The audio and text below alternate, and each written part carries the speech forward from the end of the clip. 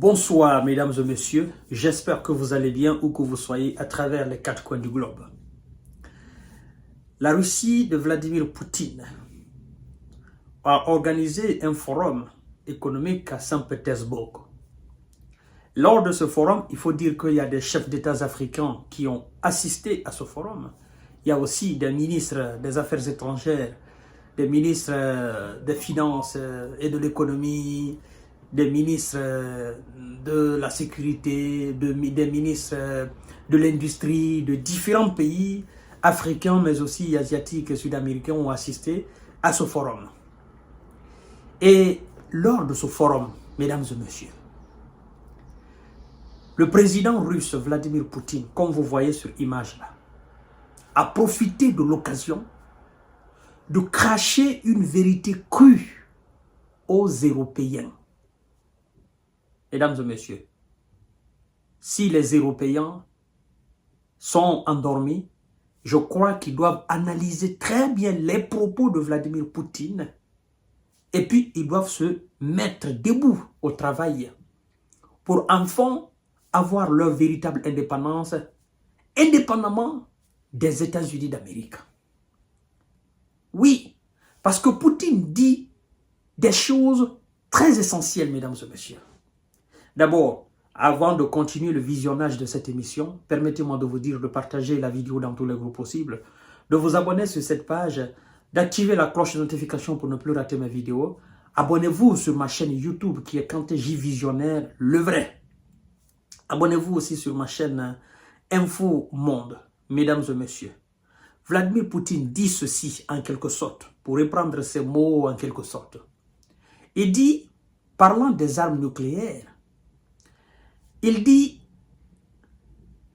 tout le monde doit savoir que la Russie possède des systèmes d'alerte de missiles précoces très développés. Il dit, les États-Unis en ont. Aucun d'autre ne l'a dans ce monde-là. Le système d'alerte de précoce de missiles. Il continue en disant ceci. L'Europe ne l'a pas. Et donc, si on venait à procéder à des frappes, les Européens doivent comprendre qu'ils sont vulnérables, qu'ils ne sont pas protégés. Et Poutine part plus loin pour dire ceci. Vous devez savoir que nos armes nucléaires tactiques, il a très bien précisé, nos armes nucléaires tactiques, il parlait maintenant de la capacité de frappe, la puissance. Il dit, nos armes nucléaires tactiques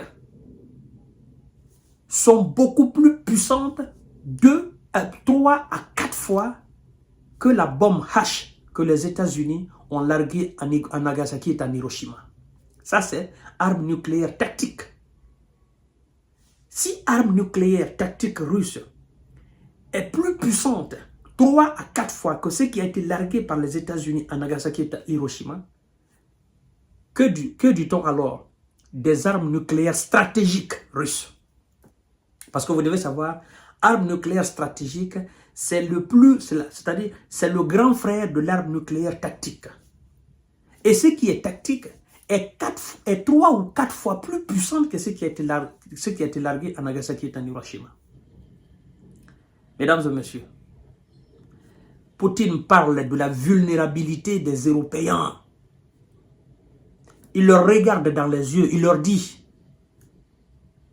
vous êtes vulnérables en cas de tir. Et il dit, au sujet des Américains, il dit, les Américains en ont. Ils ont des armes nucléaires tactiques en Europe. Il dit, même s'ils venaient à déplacer toutes leurs armes nucléaires tactiques américaines partout en Europe, il dit, nous aurons plus qu'eux. Il dit, nous avons des armes nucléaires tactiques en Europe. Poutine dit qu'il a des armes nucléaires tactiques en Europe. Et même si les Américains viennent à déplacer leurs armes nucléaires tactiques en Europe, il dit qu'ils seront en supériorité par rapport aux États-Unis. Ça sous-entend quoi, mesdames et messieurs? Ça sous-entend quoi? Ça veut dire tout simplement que la Russie possède d'armes nucléaires tactiques dans des pays d'Europe qui ne sont pas connus. Idem que les États-Unis possèdent aussi d'autres, dans d'autres pays qui ne sont pas connus. Mais il dit, même si l'Amérique venait à transporter toutes ses armes nucléaires tactiques en Europe, la Russie sera en supériorité par rapport à l'Amérique sur le continent européen. Mesdames et messieurs, après cette déclaration, j'ai jeté un coup d'œil sur les médias classiques par rapport à ce qu'ils vont dire. Parce que je sais très bien que quand la Russie parle, quand Vladimir Poutine parle surtout d'armes nucléaires, ils aiment trop parler de cela. Et j'attendais la réaction des médias classiques, naturellement, BFM TV, LCI, comme vous savez. Et paf, le hasard fait que je tombe sur une émission de LCI où effectivement, ils ont invité des généraux, comme vous savez, des généraux sur le plateau, pour venir analyser ces propos de Vladimir Poutine et donner une réponse. Et voici ce que des invités de LCI disent, des généraux du LCI disent. D'abord, le journaliste pose la question à ces généraux du plateau par rapport à la vulnérabilité. Quand la Russie dit, quand Vladimir Poutine dit que l'Europe n'est pas protégée. Et le général, tellement que il a, peut-être, je ne dirais même pas qu'il a mal compris, non, parce qu'il a compris la question. Il a compris la question, mais puisque c'est une vérité crue, et il sait que le monde sait que c'est une vérité crue, mais il ne veut pas l'admettre, il fait quoi? Il tergiverse avec la question du journaliste par rapport à la non-protection, n'est-ce pas, de l'Europe. Lui, il va directement prendre l'OTAN. Pourtant, Vladimir Poutine a parlé de deux choses. Il a parlé de l'Europe, il a parlé de l'OTAN. Le général dit, oh non, Poutine oublie que voilà, en cas d'attaque, nous sommes en OTAN, les armes nucléaires américaines, les armes nucléaires, quand on additionne les armes nucléaires américaines, plus les armes nucléaires françaises et les armes nucléaires britanniques, on dépasse largement, n'est-ce pas, où on est à égalité avec la Russie.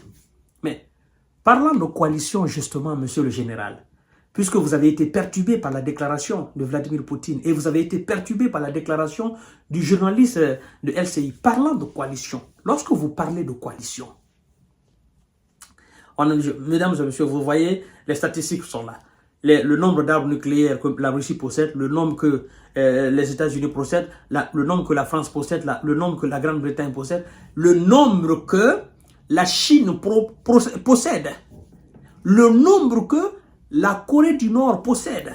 Monsieur le général, je voudrais quand même vous rappeler qu'en termes de coalition, parce que vous parlez de l'OTAN, parce que vous, je sais bien, quand on parle d'armes nucléaires, vous directement c'est les États-Unis. Vous parlez de l'OTAN. Maintenant, moi je vous dis, dans la coalition de Vladimir Poutine, c'est qu'il y a une coalition de BRICS, dans sa coalition, Poutine et la Chine, à elle, c'est-à-dire la Russie et la Chine, les deux puissances dépassent largement la coalition occidentale. La Russie a près de 6000 armes nucléaires. La Chine maintenant a 500. La Chine dépasse la France et dépasse la Grande-Bretagne. La France doit être dans les 300 et quelques. La Grande-Bretagne doit être dans les 170 et quelques. Donc vous additionnez, la France et la Grande-Bretagne n'atteignent même pas le nombre que la Chine possède. Et la Russie dépasse les États-Unis en termes, n'est-ce pas, de possession d'armes nucléaires stratégiques, mais aussi tactiques. Donc vous additionnez ce que la Chine possède, plus ce que la Russie possède, et plus ce que la Corée du Nord possède. Si on doit parler de coalition, alors, monsieur le général, parce que vous avez parlé, mais vous n'avez pas fait allusion à cela, à la coalition russe. Parce que vous oubliez que la Russie est dans un bloc. Ce bloc ne va jamais laisser la Russie se disloquer. Ce bloc ne laissera jamais la Russie seule comme ça face à l'OTAN, si on venait à tirer des armes nucléaires. Oui. Donc, si c'est une question de coalition, non seulement la Russie face à l'Europe, il n'y a pas match. La Russie face aux États-Unis seuls, il n'y a pas match. La coalition de la Russie face à la coalition de l'OTAN, il n'y a pas aussi match. Vous voyez? Ce que vous refusez d'admettre, c'est que l'Europe n'a pas de protection. C'est ce que Vladimir Poutine essaye de vous dire. Il essaye de vous dire qu'en cas de match, les États-Unis seront beaucoup plus préoccupés par leur protection à eux, C'est-à-dire, le territoire américain sera la préoccupation majeure des États-Unis. Donc, l'Europe n'a qu'à se débrouiller. Et je dois vous dire aussi que la préoccupation majeure de la France sera la France. La France ne va pas utiliser ses armes nucléaires pour protéger qui que ce soit. Elle va commencer, la charité bien ordonnée commence par soi-même d'abord, en cas de guerre nucléaire. La Grande-Bretagne, la même chose. Même si, naturellement, ils viendront protéger les petits pays, machin. Mais la charité bien ordonnée commence par soi-même d'abord. Vous voyez? Alors, monsieur le général, je voudrais que vous dites à vos dirigeants ce que Vladimir Poutine vient de dire. Il dit, vous n'êtes pas protégés, vous les Européens. Il n'a pas parlé de l'OTAN. Il a parlé des États-Unis, il a parlé de l'Europe. Il dit ce qu'ils possèdent, les États-Unis aussi possèdent. D'accord? En termes de système très développé, d'alerte précoce, de système de missiles. Donc, mesdames et messieurs, je pense que vous avez compris la quintessence de cette émission. J'ai voulu rapidement venir là-dessus pour que ce général puisse comprendre. Partagez la vidéo dans tous les groupes possibles. Abonnez-vous sur cette page. C'est un message clair que la Russie envoie aux Européens pour dire « Jeunes frères, vous n'êtes pas protégés, donc arrêtez de me provoquer. » À tout à l'heure pour notre série d'informations de décortiquage.